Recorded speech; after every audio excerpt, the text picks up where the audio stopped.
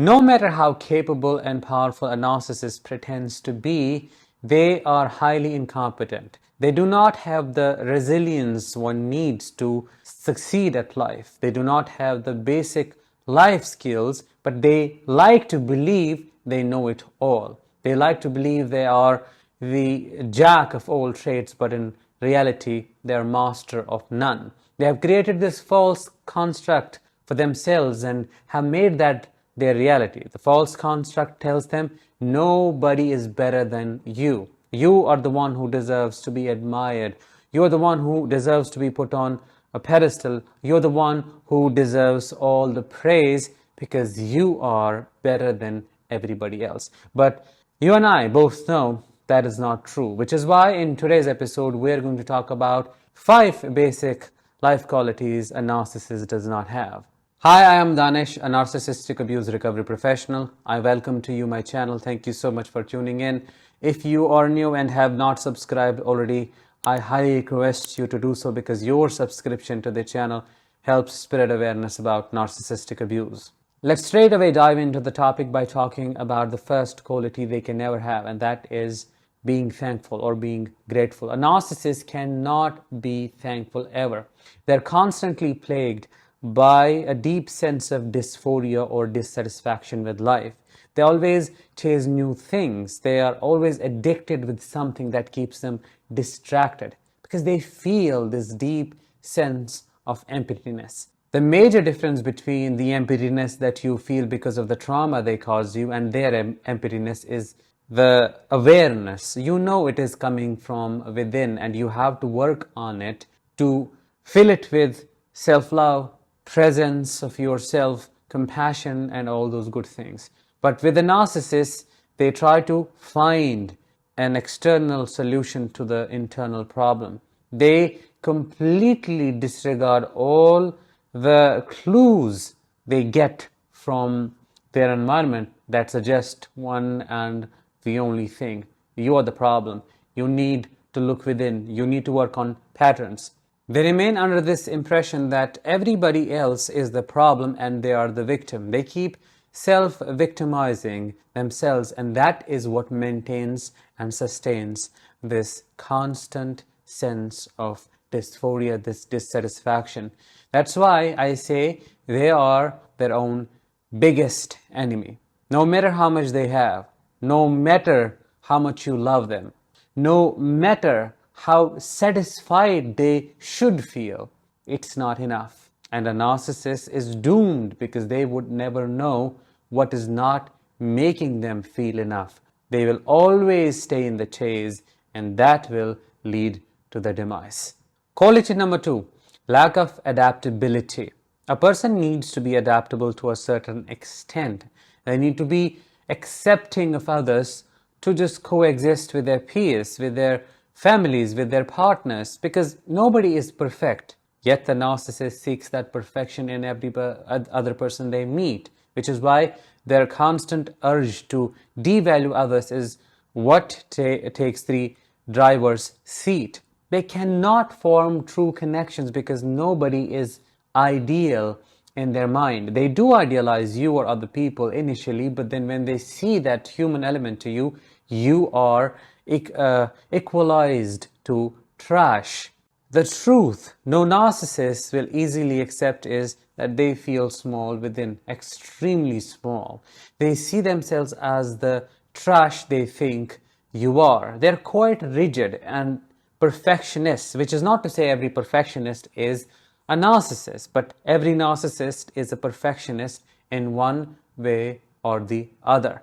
Their expectations from you are crazy, wild, bizarre, and unachievable. People say it feels like the goal is always moving. It's a moving target. You do not know where you're supposed to hit. And when you get an idea, okay, that is what I'm supposed to target, and you hit it, still not enough. Now there's something else coming up for you. So this lack of appreciation, lack of adaptability makes a narcissist extremely fragile. Situations decide and impact their internal state. So as much as they like to believe they're omnipotent, they are not. They are weaker than anybody else you can imagine, because one small change in the things and you see a narcissist raging, in reality falling apart. The third thing they lack is being authentic. They can't be authentic. A narcissist cannot by nature be authentic, because what is a narcissist essentially? Nothing but a false self, a false construct they have made up, and that's based on lies. They think they are someone that they are not, so their reality and their fantasy are completely different. So if a person is living that way, how can they be authentic? They change their persona depending on the person they are interacting with, and depending on the purpose, depending on what they want out of that interaction. They are shapeshifters, they are chameleons, they are dementors, they are basically shadows. They are people like you and me with no souls, and that is the difference. They do not have genuine likes or dislikes. They only copy other people's likes and dislikes, because they know by disliking a certain thing, they'll be able to garner supply, they'll be appreciated. They know by liking a certain group of people or certain things, they will be able to create a sense of superior belonging. They'll be able to get validation from other people. It's all a toxic mind game a narcissist is always playing with him or herself. They're stuck in this trap of getting constant validation, and that is such an inauthentic way of living. They do not have any character, they do not have any set of values. They are driven by the desire to manipulate, to exploit people. And someone who is living that way, how can they be genuine? Life quality number 4 they do not have is independence. A narcissist is more codependent than a codependent him or herself. I call them mutated codependents. If you were to leave a narcissist in the middle of a desert, they won't last for more than an hour, because as I said earlier in other points, they need constant supply. So they might like to think they are really independent. They don't need anybody else. They are self-sustaining. They can maintain their ego on their own, but the truth is they need you in their life more than you need them. They depend on your emotions. They depend on your memory of them. They depend on how you're getting impacted by their presence for them to feel any importance at all, because it's also known they feel so unimportant deep within.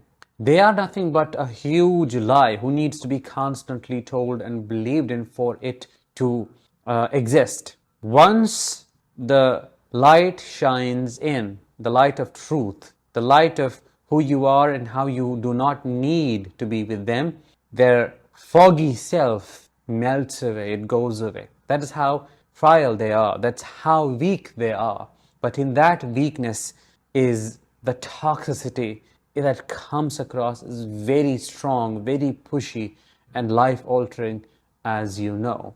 You need to understand that in a narcissist's life, their sources of supply are the foundation of their personality, because they themselves are like this structure that has been built in thin air. It doesn't have any base. If you remove yourself from the equation, it will collapse. It's doomed to be that way. Life quality number 5 they lack is they can't listen. Now, many people are bad listeners. Those who are not narcissists, by habit, they like to talk more. I'm not talking about these people. I'm talking about narcissists. They do not listen even when they seem to be listening. All the time they are extracting data to collect information, to know who you are, only to recognize your weak points and how they can infiltrate in, how they can seep in, how they can find their way into your psyche, only to abuse you, manipulate you as a source of supply. They never listen to care, which is why none of their romantic relationships actually last. Because they're not there with the partner, they're there for themselves, they're there for the admiration, but not for the family they pretend to be a part of. They have a piece of flesh in their chest that keeps beating, that we call heart. But for them, It's not a heart, it's just a piece of flesh, as I called it. They do not actually have a heart. And for someone to truly listen and to care, they need to have a heart. They need to have empathy. They need to be genuinely concerned. And you and I both know, if there is one person that a narcissist is concerned about truly, it is themselves. You may be dying in front of them. If it is not bothering them, if it is not impacting their functioning in any way, they don't care.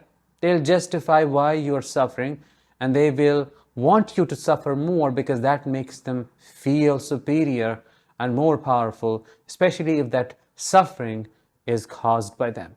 In conclusion, narcissists are pseudo-humans, subhumans. They are entities. For these reasons, they don't see anyone beyond their own false self. They always want others to serve their ego because their ego parasitically depends on other people's validation and admiration. You're nothing but a pawn in their game, and you have to remove yourself out of that equation, and you will see the narcissist collapsing. There is no one home. You just need to accept that. Having that said, I would like to know what your thoughts and opinions are. Drop them in the comments below. Share this episode with others, and I'll talk with you in the next one. Until then, as always, let the healing begin and continue.